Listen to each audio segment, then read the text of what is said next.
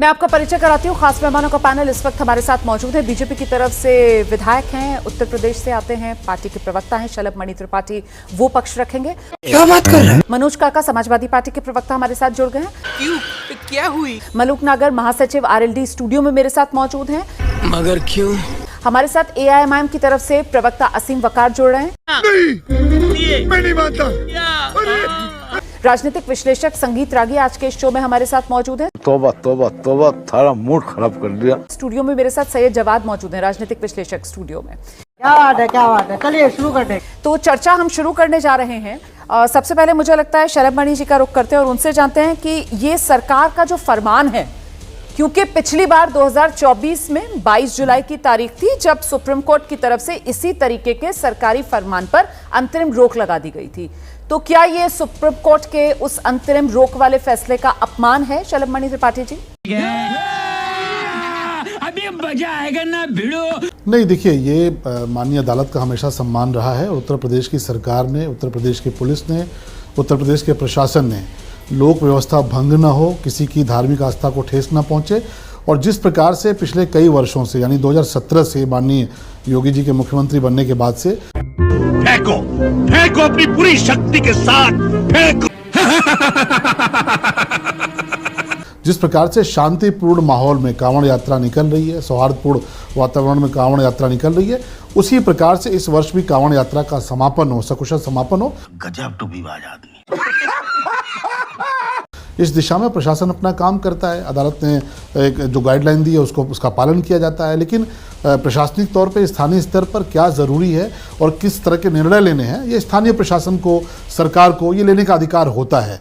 कोई बात नहीं, हम तो चूतिए हैं। और इसीलिए सरकार ने जो निर्णय लिया है, सरकार ने जो आदेश दिया, उसका अनुपालन कराया जा रहा है। कैसा? आपके इसीलिए मैंने सवाल पूछा क्योंकि बिल्कुल इसी तरीके का फैसला था। कैसा? और पिछली बार भी यही दलीलें थी जब इस मुद्दे को लेकर हम और आप चर्चा करते थे। फिर मारने का आएगा तू? और उसके बाद जब ये मामला सुप्रीम कोर्ट पहुंचा तो सुप्रीम कोर्ट के जज साहब की तब की जो टिप्पणियां थी, मुझे लगता है वो भी याद कर लेनी चाहिए हम सभी को। फिर मारने का आएगा? आई एम सॉरी बाबू। तब जज साहब थे जस्टिस ऋषिकेश राय, और उनकी तरफ से यहां तक कहा गया था कि क्या कावड़िए इस बात की अपेक्षा कर सकते हैं कि खाना किसी विशेष समुदाय के दुकानदार का हो, अब देख तू, अनाज किसी विशेष समुदाय का उपजाया हुआ हो? क्या इस तरीके की बातें कावड़ियों की तरफ से सोची जा सकती हैं? क्या इसकी अपेक्षा की जा सकती है? अब देख तू।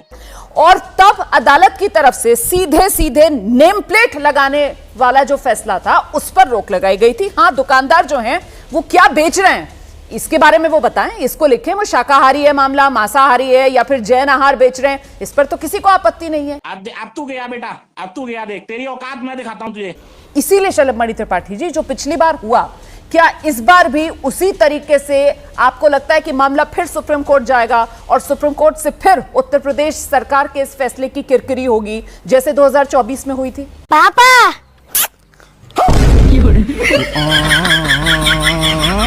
अब देखिए, किरकिरी शब्द ये आपका अपना शब्द हो सकता है। उत्तर प्रदेश की और देश की जनता की मनोभावना क्या है, उत्तर प्रदेश और देश की जनता क्या चाहती है, हमारा ये भी देखना काम है। हमको जनता चुनकर भेजती है और जनता के आशीर्वाद से उत्तर प्रदेश में या कोई लोकतंत्र में सरकार में शामिल होता है।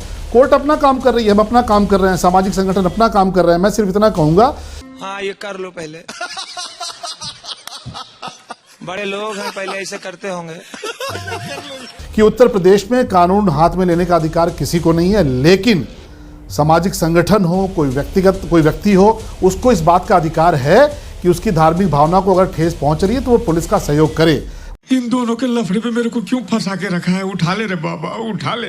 मेरे को नहीं रे, इन दोनों को उठा ले। वो प्रशासन का सहयोग करे, यानी जो लोग थूकते हुए पाए जाते हैं उनको कई बार पुलिस नहीं पकड़ती, लोग पकड़ते हैं, लोग वीडियो बनाते हैं, लोग लाकर पुलिस को सौंपते हैं। तो अब ये नहीं कहा जा सकता कि उन्होंने कानून को हाथ में ले लिया। प्रशासन अपना काम कर रहा है, कानून किसी को हाथ में लेने का अधिकार नहीं है, लेकिन जो सामाजिक संगठन है, कोई व्यक्ति है, इंडिविजुअल तौर पे कोई व्यक्ति है, उसको भी अधिकार है कि वो इस तरह के मामले, अगर नियम कानून अगर कहीं हैं तो नियम कानून को पालन कराने में सरकार का सहयोग करे। कौन है ये पागल आदमी?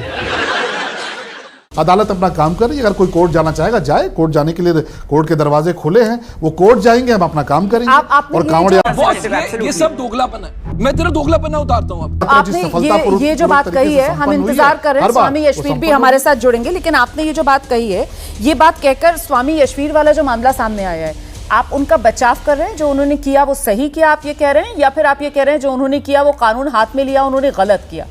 आपकी औकात बता रहा हूँ सर, बुरा नहीं मानना सर। इस पर अगर आप अपना स्टैंड क्लियर करते चलें, उसके बाद मैं बाकी मेहमानों का रुख कर रही हूं। देखिए मैं किसी को सही या गलत नहीं कह रहा हूं। अच्छा। मैं ये कह रहा हूं कि कानून अपना काम करेगा, कानून हाथ में लेने का अधिकार किसी को नहीं है। पर सर काम किया नहीं है ना कानून ने अपना। के तौर पे स्वामी यशवीर जो है वो पहुंचते हैं और वहां पर उनके संगठन से जुड़े हुए लोग जो हैं सर, वो वहां पंडित जी वैष्णो ढाबे पर जाकर लोगों की पैंटें उतरवा देते हैं सर, धर्म चेक करवाने के लिए, ऐसे आरोप लग रहे हैं। कोई कितना गवार हो सकता है, जाहिलियत की भी हद होती है। लेकिन पुलिस ने सर वहां पहुंचकर मामला तो शांत करा लिया, लेकिन कोई केस तो दर्ज किया नहीं। कानून ने अपना काम नहीं किया ना सर, इसी को लेकर तो सवाल। परिस्थितियां रही होंगी, परिस्थितियां क्या हुई? अच्छा परिस्थितियां, शर्म की बात। परिस्थितियां क्या रही होंगी रोमाना जी, ये तो मुजफ्फरनगर जाकर देखना पड़ेगा क्या परिस्थितियां थी, क्यों आधार कार्ड नहीं दिखाया।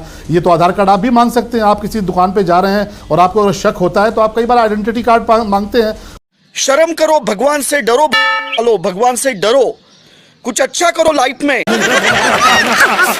कोई व्यक्ति आपको मिलता है जो आपको डाउटफुल लगता है, आप पूछते हैं भाई आपका परिचय क्या है? नहीं, तो अगर कोई आधार कार्ड अगर नहीं दिखा रहा है तो कई बार इस प्रकार की परिस्थितियां मुझे किसी पर शक होगा सर, मैं तो पुलिस के पास जाऊंगी और मैं तो पुलिस से कहूंगी कि साहब जरा देखिए क्या मामला है।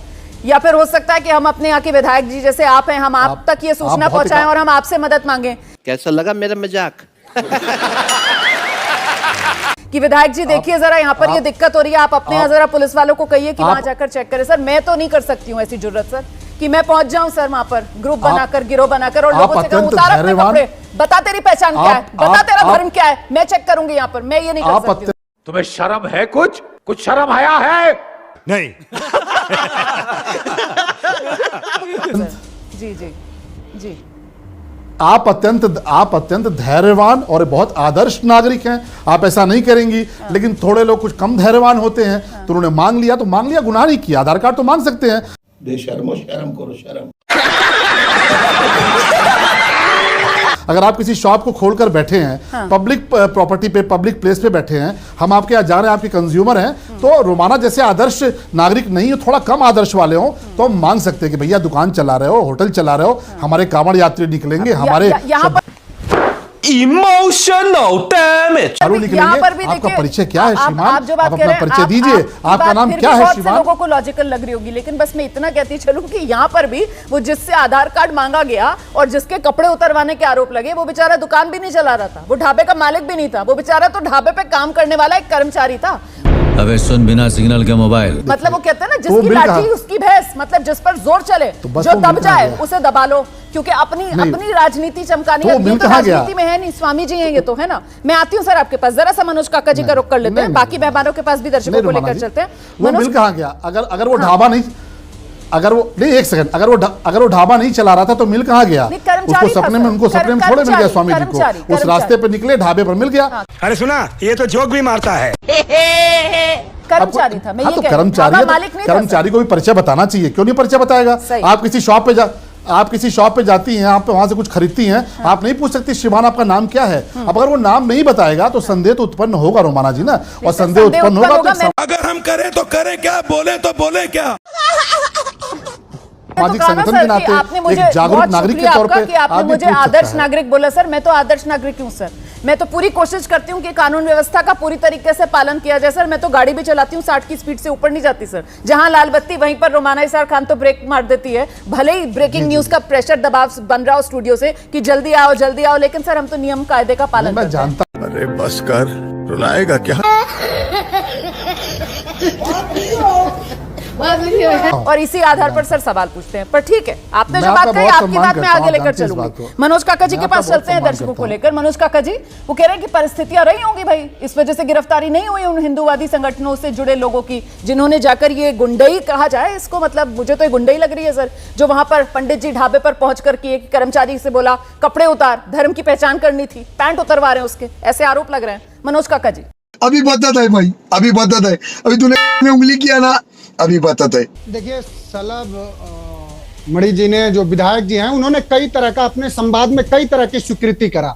एक उन्होंने मौन स्वीकृति ये करा कि उत्तर प्रदेश की पुलिस, जो उत्तर प्रदेश का लॉ एंड ऑर्डर है, अब उत्तर प्रदेश पुलिस और सरकार के हाथ में नहीं है, कुछ तथाकथित धर्माचार्यों को दे दिया गया है। एक स्वीकृति उन्होंने ये करा। ये भगवान क्या जुल्म है। उन्होंने दूसरी स्वीकृति उन्होंने ये करा कि सुप्रीम कोर्ट का 24 जुलाई 2024 का ये आदेश है सुप्रीम कोर्ट के डबल बेंच का, कि किसी भी दुकानदार को आप इसके लिए बाध्य नहीं कर सकते कि आप नेम प्लेट लगाओ।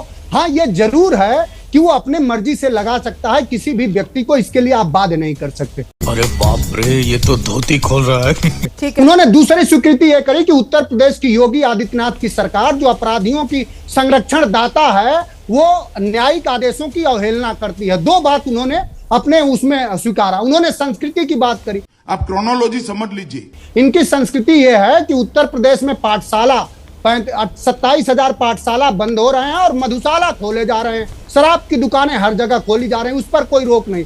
यही नहीं, अभी और सुनिए। उसी पश्चिम उत्तर प्रदेश में 4 मुस्लिम युवकों की अलीगढ़ में पिटाई कर दिया तथाकथित गो रक्षकों ने। मैं इनसे जानना चाहूंगा कि योगी आदित्यनाथ जी से आपका इतना संवाद तो जरूर होता होगा, कह दीजिए कि उत्तर प्रदेश में जितने स्लाटर हाउस हैं उसको बंद कर दें। एक तरफ स्लाटर हाउस को लाइसेंस देंगे, स्लाटर हाउसों में भारतीय जनता पार्टी के संगीत सोम से लेकर पार्टनरशिप रहेंगे, और दूसरे तरफ धर्माचार्य बनेंगे, धर्म के वो उपदेशक बनेंगे। तो ये दोहरे चरित्र के लोग हैं। बोले डोंट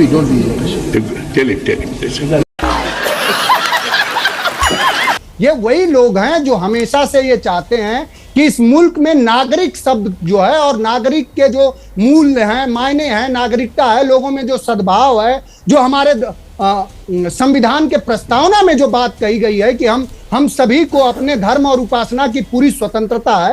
आंखें खोलिए, जुबान दिखाइए। अब देखिए आप डायरेक्ट ठीक हो जाएंगे, ठीक है। उसके ये खिलाफ लोग हैं, क्योंकि इनके नफरत पर ही पूरी तरह से इनकी दुकान है। अभी इटावा में क्या प्रकरण हुआ आपने देखा ही। तो इनका पूरी तरह से ऐसे लोगों से ही भारतीय जनता पार्टी का पोषण होता है। जितना धार्मिक दंगे होंगे, उन्माद फैलेगा। मैं ये जानना चाह रहा हूँ, कैसा फील हो रहा है? अरे ऐसा लगा जैसे चिड़िया कान सुड़ गई हो। फैंटास्टिक। कि मुजफ्फरनगर के किसान आंदोलन कर रहे थे, उनके गन्ना की कीमत नहीं मिली। आपका ये तथाकथित साधु कहां था आपका ये धर्माचार्य? तो इस तरह के लोगों से, या योगी आदित्यनाथ जी एक खुली बात ये कह दें कि अब उत्तर प्रदेश की जो सरकार है और जो कानून व्यवस्था है, ना डीजीपी चला रहे हैं, ना प्रमुख सचिव गृह चला रहे हैं, कुछ धर्माचार्य चला रहे हैं। जली ना, तेरी भी जली ना। जो लोगों के आपने मेरे एक सवाल के जवाब में इतने सारे मुद्दों पर लपेट लिया सत्ता पक्ष को, जबरदस्त तरीके से आपने बैटिंग कर दी यहाँ पर। अब जरा शांत हो जाइए, ठीक है। मैं मलूक नागर जी के पास जाती हूँ। निकल, पहली फुर्सत में निकल। तो साथियों, फाइनली अपनी इस वीडियो का हो चुका है दाइन। उम्मीद है कि आपको हमारी ये वीडियो अच्छी लगी होगी। अगर वीडियो अच्छी लगी हो तो वीडियो को लाइक करके, हमारे चैनल को सब्सक्राइब करके, बगल में बने घंटी वाले आइकन को दबाकर ऑल को सिलेक्ट कर लें, ताकि आगे आने वाली ढेरों रोमांचक व मजेदार वीडियोज की नोटिफिकेशंस आपको बिना किसी अड़चन के प्राप्त होती रहे। तो वीडियो को क्लोज करने से पहले साथियों, आप सभी लोगों से गुजारिश है कि यदि आप लोग हमारे चैनल पर नए हैं तो चैनल को सब्सक्राइब कर लेना, और हाँ, वीडियो को लाइक करना तो बिल्कुल भी मत भूलना, क्योंकि आप लोग वीडियो तो देख लेते हैं पर वीडियो को लाइक और चैनल को सब्सक्राइब करना भूल जाते हैं। तो जल्दी से जल्दी लाइक और सब्सक्राइब भी कर लो यारो, क्या जाता है आपका, इस पे पैसे थोड़ी ना पड़ते हैं। तो साथियों, अभी के लिए इतना ही, मिलूंगा नेक्स्ट वीडियो में। तब तक के खातिर स्वस्थ रहो, मस्त रहो, और जहां भी रहो सबसे आगे और फर्स्ट रहो। टिंग टोंग।